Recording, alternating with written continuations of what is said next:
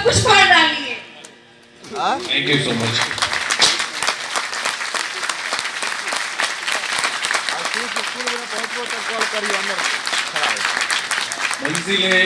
मंजिलें मिल ही जाएगी भटकते ही सही, बेघर तो वो है जो घर से निकले ही नहीं।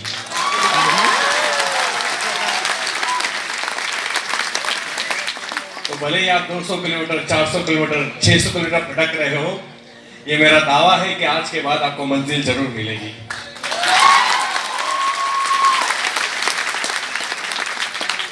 Thank you so much Modi care management. सबसे पहले भगवान को थैंक्स बोलना चाहूंगा, क्योंकि उनके बिना वी ऑल आर लकी, हम लोग नसीब वाले हैं, क्योंकि हमें इंसान के रूप में जन्म लिया है ना। और हमें कहाँ भेजना, ये हमारे माँ बाप या हमारी ताकत नहीं है, वो ऊपर वाले की ताकत है। अगर वो हमें मच्छर बना देते, भैंस बना देते, ना हम सोच सकते थे, ना सपने के बारे में सोच सकते थे, ना पूरे कर सकते थे। इस सृष्टि के ऊपर एक ही जीव है जो सपने देखने की भी क्षमता रखता है और सपने पूरे करने की भी क्षमता उसको ऊपर वाले ने दी हुई है। उस इंसान के रूप में जन्म लेना यही बड़ी बात है। तो thank you so much God, मुझे इंसान के रूप में डिजाइन करने के लिए। मेरे माँ बाप, क्योंकि अगर मेरे माँ बाप नहीं है तो मेरी आवाज नहीं है, मेरा चमड़ा नहीं है, मेरी सोच नहीं है, वो नहीं है तो मेरा वजूद ही नहीं है। डेफिनेटली वो मैं जो कुछ भी हूँ, अगर पूरा श्रेय किसी को देना पड़े, क्योंकि भगवान को भी शायद मैंने देखा नहीं है या नहीं, हम एक अदृश्य शक्ति में बिलीव करते हैं, लेकिन माँ बाप हमारे सामने है जिनकी वजह से हमारा वजूद है। तो थैंक यू मेरे माँ बाप को, जिनकी वजह से आज मैं आपके सामने खड़ा हूँ। थर्ड वन, जिसने अपॉर्चुनिटी डिजाइन की, मिस्टर मोदी, समीर मोदी, जिन्होंने मोदी केयर को बनाया। देखिए, मैं ऐसे कई टैलेंटेड लोगों को जानता हूँ जो रिक्शा चलाते हैं, मैं ऐसे कई टैलेंटेड लोगों को जानता हूँ जो सिक्योरिटी गार्ड होते हैं एटीएम के बाहर। क्यों ऐसा होता है? एक्चुअली टैलेंटेड लोगों को तो सही जगह पे होना चाहिए ना, लेकिन बदनसीब की बात है कि उनको सही प्लेटफॉर्म नहीं मिलता अपनी लाइफ में। आज मोदी केयर ने एक ऐसा प्लेटफॉर्म क्रिएट किया है। आप कहाँ हो वो इम्पोर्टेंट नहीं है, आप कहाँ जाना चाहते हो। अगर वो सोच बड़ी है तो मोदी केयर से अच्छा प्लेटफॉर्म भारत देश के अंदर आज के डेट में नहीं है। Thank you so much. मेरी upline doctor Surekha Bhargava. Definitely यहाँ मेंटर जरूरी होता है, क्योंकि इसकी कॉलेज नहीं लगता है। अगर आपको डायरेक्ट सेलिंग में बड़ी इनकम लेनी है तो उसके लिए कोई कॉलेज नहीं है। आपका अपलाइन, आपकी कंपनी का एजुकेशन सिस्टम ये आपका कॉलेज होता है। तो मेरी कॉलेज रही डॉक्टर सुरेखा भार्गव मैम को मैं थैंक्स बोलना चाहूंगा। और उसके बाद में पूरी एंटायर मेरी टीम जिनकी वजह से मैं यहाँ पे हूँ। और डेफिनेटली आज मैं पहली बार अपनी लाइफ में बिहार आया हूँ।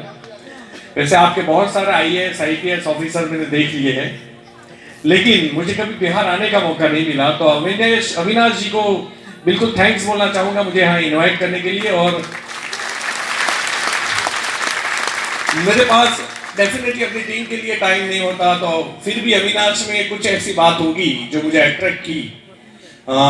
कुछ तो अच्छा ही है उस बंदे में, जो फोन में मैंने हाँ बोल दिया है ना। तो thank you so much Avinash ji. कहाँ चले गए? अच्छा, यहाँ मुझे स्पेशल बिहार दिखाने के लिए। और डेफिनेटली मैं जितने लोगों को मिल रहा हूँ, मुझे फील हो रहा है कि पूरी दुनिया में अच्छे ही लोग बसते हैं, बस आपका नजरिया अच्छा होना चाहिए। तो एक ऑरा होता है, एक वाइब्रेशन होता है। मुझे बहुत अच्छा फीलिंग आ रहा है आप लोगों से। तो thank you so much, I love you all. मैं आपको बहुत रिस्पेक्ट करता हूँ। और हम गुजरात बिहार की बात नहीं करेंगे, लेकिन हम इंसान प्रजाति को इस सृष्टि के ऊपर सबसे टॉप के ऊपर लेके जाए, उसके लिए साथ में काम करेंगे। क्योंकि मेरे लिए कोई एरिया मायने नहीं रखते। अगर मुझे कल पाकिस्तान भी भेज दिया जाए मोटिवेट करने के लिए तो मैं जाऊंगा। मुझे अच्छा लगेगा अगर मैं किसी भी इंसान प्रजाति को काम में आ पाया। तो डेफिनेटली जहां हम अपने देश को चाहते हैं, तो बिहार तो मेरे ही देश का एक हिस्सा है।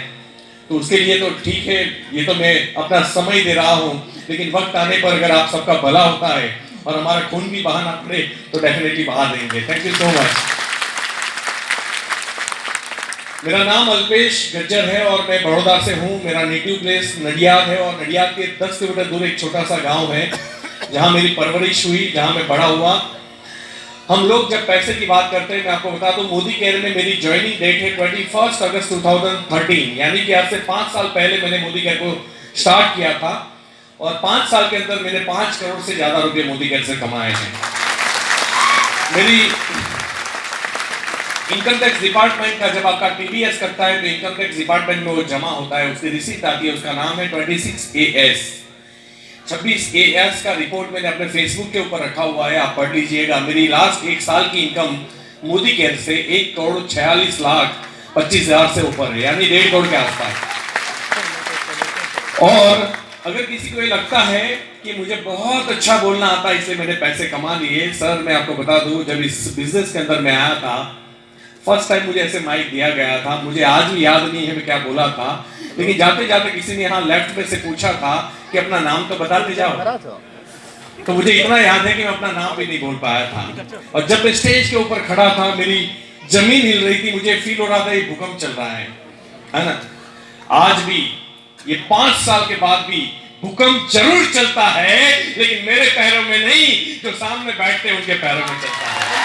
और ये ट्रांसफॉर्मेशन तो बोलना नहीं आता, कोई बात नहीं, बोलना सीख तो सकते हैं ना।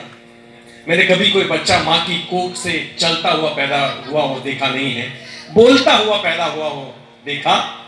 आपने देखा है कभी कोई बच्चा माँ की कोख से पैदा होते पप्पा की तरह करेगा? नहीं करेगा, है ना?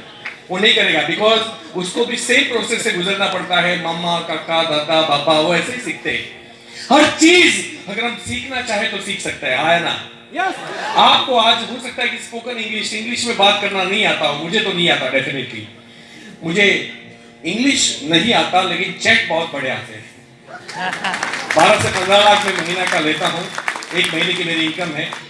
मैं पढ़ाई में भी फेल हुआ, मेरी 12वीं कक्षा में 4 ट्रायल है, even I am not graduate, मैं ग्रेजुएशन कंप्लीट नहीं किया मैंने। मुझे दुख होता है, आप उसको प्राउड मत समझिएगा।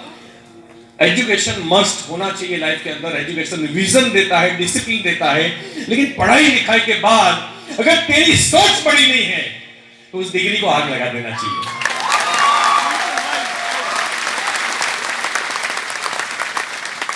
तो इंग्लिश बोलना नहीं आता, सीख सकते हैं ना, आया ना?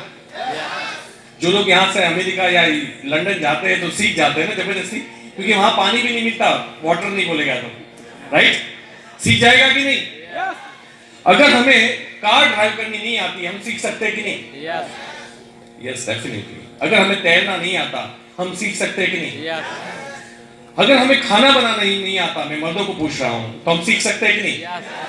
और जब आपको पता चले कि ये सीखने से 10-15 लाख रुपए महीना मिलेगा तो सीख सकते हैं कि नहीं? अरे सीखना चाहिए कि नहीं?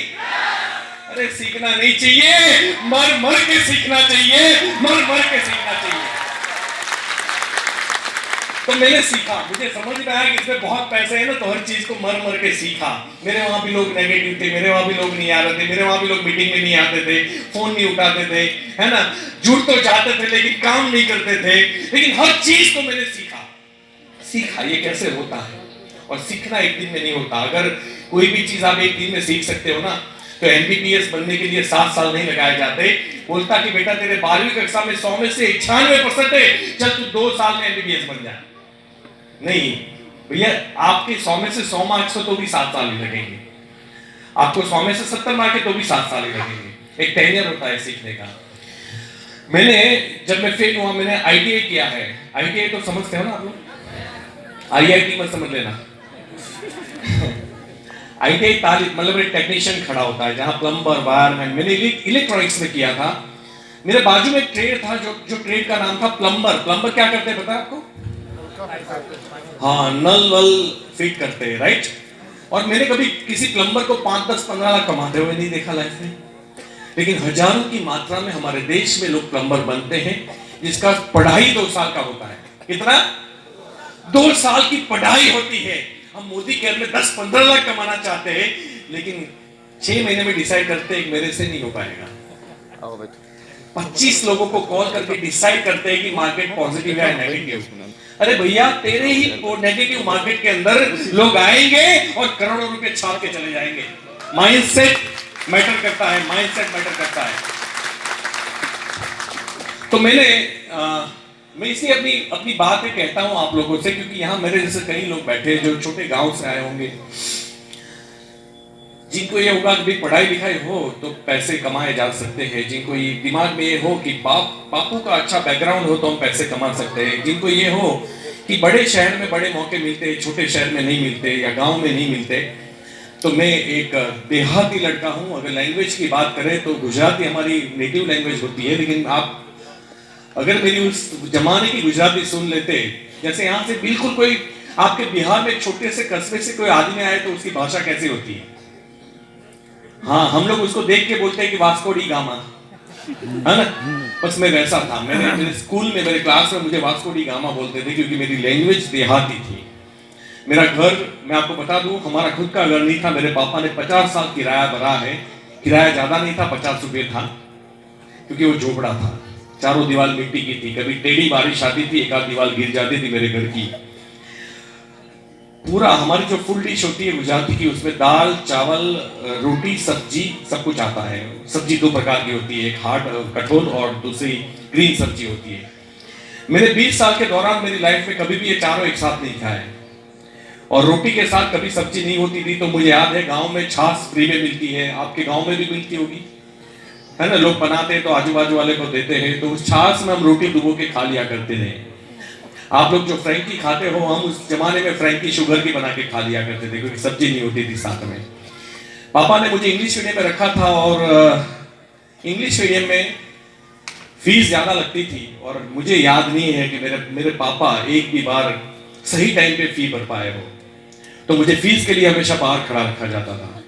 आप सोचिए, पैदा होते ही मैंने फेलियर ही फेलियर देखा है, और हम उसी को बहाना बना लेते हैं, क्योंकि मैं इसलिए पढ़ नहीं पाया क्योंकि मेरे पापा गरीब थे। अब्दुल कलाम के भी पापा गरीब ही थे, और स्ट्रीट लाइट के नीचे उन्होंने पढ़ाई की थी। इस देश का वो सबसे बड़ा साइंटिस्ट बने, और साथ साथ में आपको पता है वो हमारे एक्स राष्ट्रपति भी थे। और ये बड़े ताज्जुब की बात है कि जिसकी घर में बिजली नहीं थी, उसने करके दिखाया था। इंसान की जितनी ताकत है ना, मेरी औकात और हैसियत नहीं उसके पास क्या पावर है वो बताने का, लेकिन जितना कुछ मैं समझ पाया हूँ इंसान प्रजाति की ताकत के बारे में, मैं डेफिनेटली वो ट्रांसफर करना चाहूंगा, ताकि आज के बाद एटलीस्ट आप दोष न दो कि आप इसलिए सफल नहीं हो पा रहे हो क्योंकि ये कारण है। भैया, तेरे हर कारण खोखले खोखले, जिसको जीतना होता है वो किसी भी हाल में जीत के रहता है, और जिसको नहीं जीतना होता उसको आप कितनी भी फैसिलिटी दे दो वो नहीं जीतेगा।